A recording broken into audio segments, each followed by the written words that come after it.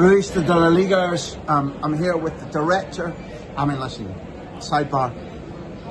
Great friend, trusted colleague.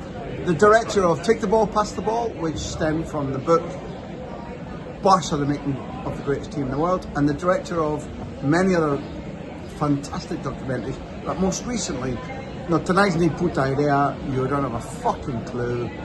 The documentary we made for 18 months with Luis Enrique Martinez, Lucho, the Paris Saint-Germain coach, in the build-up to him reaching the Champions League final. What a guy. Duncan, I declare your colours right now. You're a Spurs fan. Why is it special for United and Spurs to be in Bilbao and at San Mamés? From your point of view. It's a beautiful stadium. It's an incredible city. Two teams who have had the shittest of seasons have got a chance to make it a fantastic campaign, and you know, he who loses is fucked. Basically, it's going to be the worst season for fucking years for both clubs if they don't win, and if they do, then they're in the Champions League. Well, in terms of Spurs, we've won a trophy for the first time since 2008. Ange Postecoglou becomes a hero. He's won his trophy in his second season. In my opinion, I think he should stay, and hopefully we build on from that. But the same with Amorim. If he wins a trophy, he builds, people sign for United, they're in the Champions League, it changes absolutely everything. So tomorrow night is massive. Two questions. Why is it, irrespective of them being the club you've always supported, you think Spurs are going to win? Why? Two, who do you fear in the United ranks? I think we're a better team. I think we've got a better manager. I think we're going to win tomorrow night. We've beaten them 3 times this season already. All right, who do you fear? Obviously, the best player on the pitch probably tomorrow night is Bruno Fernandes, who very nearly joined Tottenham, by the way. And there's no question that United have built a team around him. So, yeah, I fear him. I fear him. If he's capable of controlling the game, if he wins the midfield battle, then I think. All right, then on that strategic basis, does Ange Postecoglou, who's like, don't tell me I'm wrong, don't tell me I have a plan B, stop telling me about the high line, is he a manager who puts a man marker, who tries to snuff Bruno Fernandes out? Can you imagine that? I hope not. One of the things I like about Ange, and I know that this is going to be something that's controversial and other Spurs fans won't like to hear, but I love the fact that he's a man of principles. He has a philosophy and a playing style in his mind. This is the way he wants to play. He likes to play out from the back in the same way that Johan Cruyff did. And okay, I'm not comparing Ange Postecoglou to Johan Cruyff, but Cruyff is a hero. If you're a disciple, you practice what's been preached. And, okay. And that is the way that Ange wants to play, and I respect it. You and I love watching that It's brand a style of football. I love. It's a style of football we love.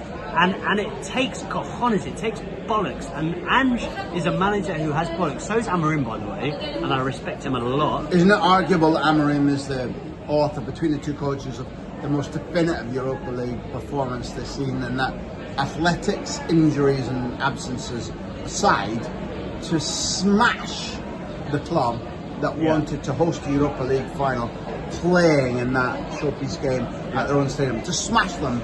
The Spurs have got through. They're in the final. If they win it, it's wonderful for them. But United have given the definitive Europa League performance this season, right? No question. No question. And I don't know how many United fans expected it. I didn't expect it, and the mates of mine that are United fans weren't expecting it.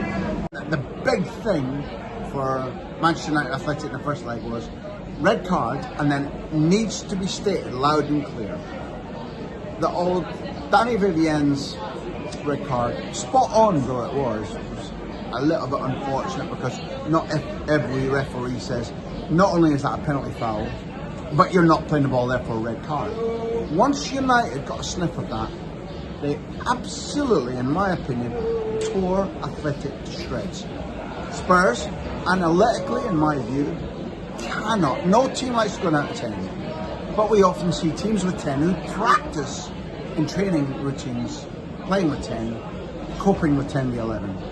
In my opinion, the warning in this same stadium that United gave Spurs by ripping Athletic to shreds is something to be taken super seriously. There have been red cards Bruno Fernandes being the most prominent one in the matches between this season. How have those 3 matches gone this season, and 2 in the league and 1 in the cup? How have they gone for you? Well, we won them all. Okay. But you're worrying me now. Does that count for Spurs? You out there, I'm asking you. Does it count when you come into a cup final and you've won 3? The first one 3-0 with Fernandes sent off. The next 2 1-0 Solanke, and the last one just absolute mayhem, complete chaos. League Cup, therefore, a big change in who was present. And Postecoglou's team, when they went from 3-0 to 3-3, kicking the ball away, I'm not sure about anything. And Yeoman Song scoring directly from a corner. So, ultimately, let's take the game out of the equation altogether.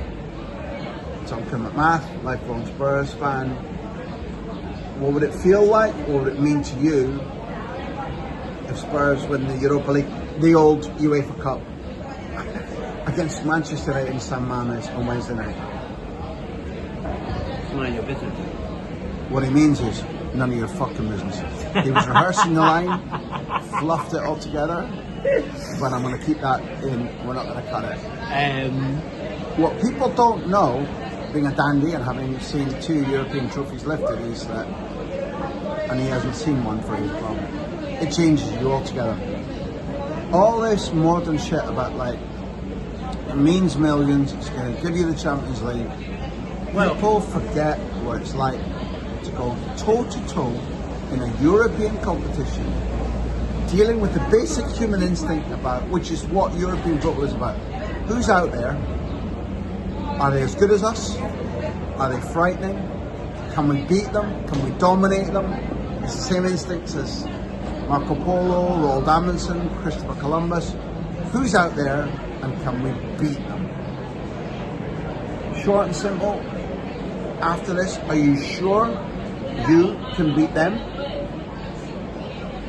I wouldn't have said it years ago, but yeah, I really think I'm sure, and I think I'm sure because I think tomorrow night Ange is going to play with a forward-thinking, attacking style of football that United maybe aren't going to play with. Maybe they're not going to go all guns blazing, and I fucking hope we're going to go all guns blazing. I fucking hope we're going to go. And I tell you what, it all depends on who plays in that 10 position.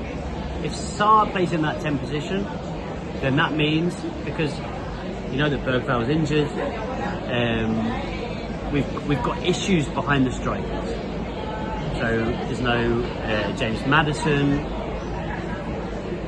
If we play Sarr there, it means that we're taking a step back. We're playing 3 midfielders, slightly verging on defensive in that position, and we're not going all out attack. If he plays Sonny behind Dom, we play Richarlison on the left, and we play Johnson on the right, then we're fucking going for it. That's going to be the key. This is unintentionally turned into a Spurs party political broadcast.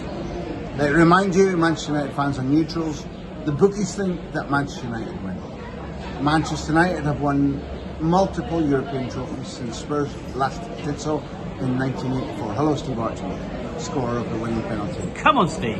It's kind of looking like it's United favourites in a situation in a stadium where they won handsomely just a couple of weeks ago. But this man, Dr. McMath, proven stallion of football documentaries, says no way. For the meantime, we will be with you post-match from San Mamés on Wednesday night. Revista de la Ligas. Stay tuned. Come on, you Spurs!